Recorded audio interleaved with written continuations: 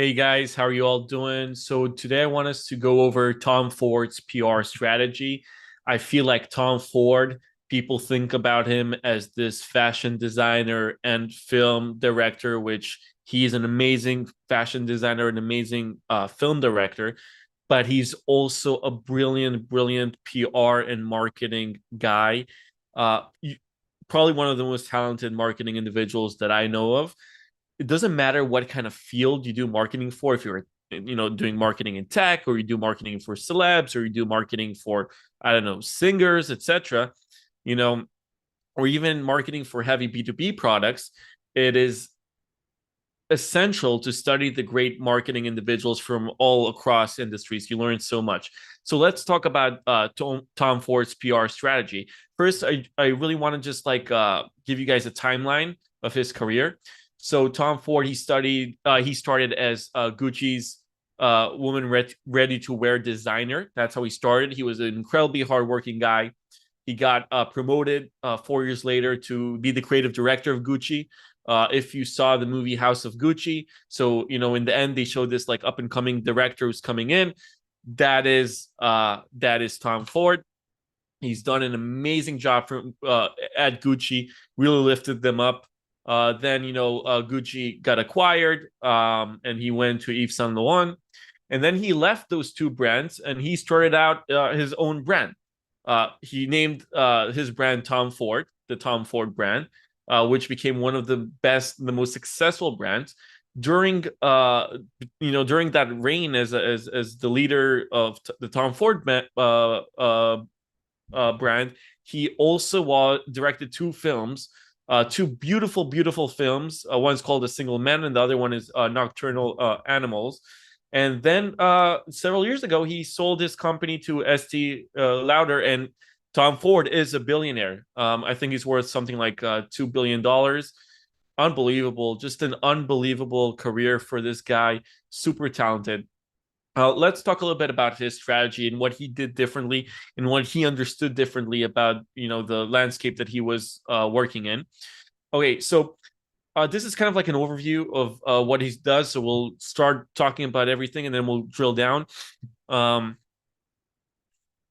so basically, his personal brand and legacy. Okay, since the moment he joined Gucci, he understood that he needs to put his touch and his presence out there, and he always made sure to give interviews, talk about his brand, about the brand, really be active in terms of how he engages with his employees, and more importantly, not more importantly, but as importantly, with his fans and with his audience. So even though he started out at Gucci, not a lot of people knew who he was, but he didn't just let the work do the work.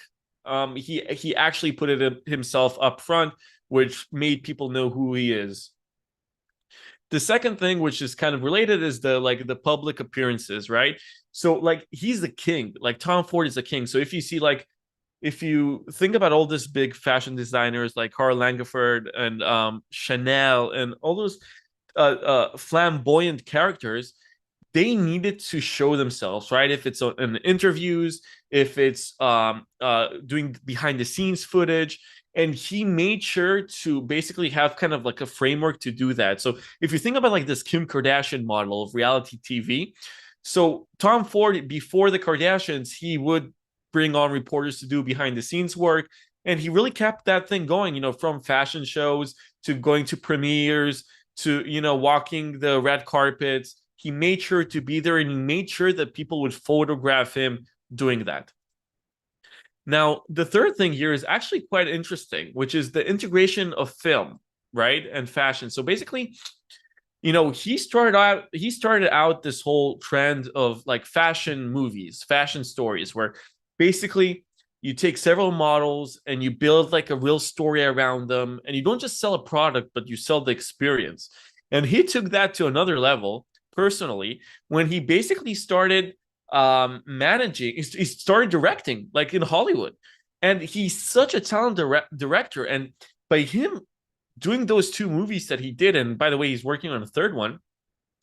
By him doing that, he has been able to separate himself from other fashion designers by putting himself in another area and being able to hit another audience, another vertical that is not directly related into the fashion landscape that he's operating in.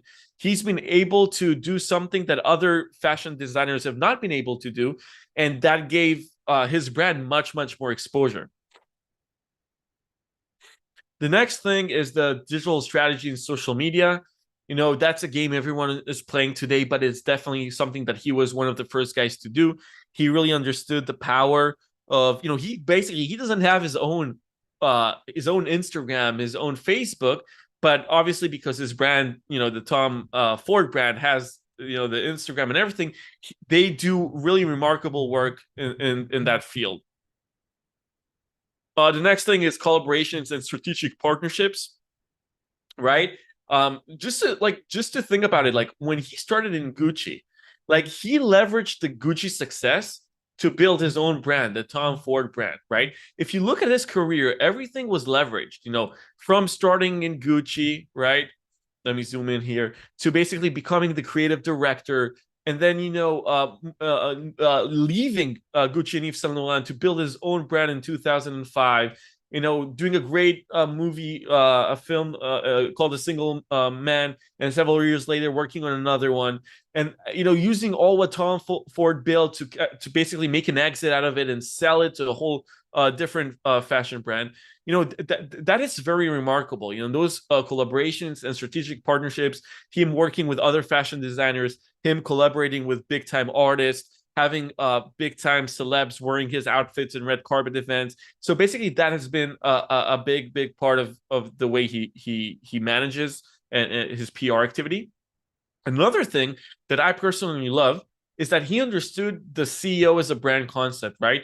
He put it himself in Tom Ford's ads. So it wasn't only, he did have like models do stuff for him, but it didn't only leverage models, he leveraged himself as a celebrity. Look at this ad, right? Look at this ad right here. This is him, being a model for his own brand. And I think this is something that I love to see in all different kind of aspects. We work with lots of startups, and our firm loves to see CEOs who are thought leaders. I think that is one of the biggest things right now. CEO is a thought leader, CMO is a thought leader, right? Founder is a thought leader, chairman is a thought leader. I think all those aspects are really, really important. It's like, even if you're like in B2B, so like a lot of like our B2B clients, when they start off with us, they're like, hey, let's just run this like ABM motion. Okay, let's just run this kind of like hyper targeted, talking about our features, talking about our products, talking about like how our app or product is compared to competitors, which is all great, it's all needed. But having this presence as a CEO is really impactful, and we've been seeing people do that, in sales, and do that in tech, like Salesforce with Mark Benioff, and Twitter with Jack Dorsey, and Elon Musk, obviously, with all his companies. So that is pretty amazing. So just to kind of like summarize, like I feel like Tom Ford's PR strategy has been something that he's been working and elevating every single day, running his companies. I feel like he understood the value of PR and marketing. He understood what a brand means and that a brand has to stand for something. And he learned the power of leverage, right? Basically moving from one point to the other, using one thing, one marketing activity, one career move as a stepping stone for the other. And I think we can all learn a lot from him. So thanks, guys, for listening. More of this kind of PR analysis to come. Thanks.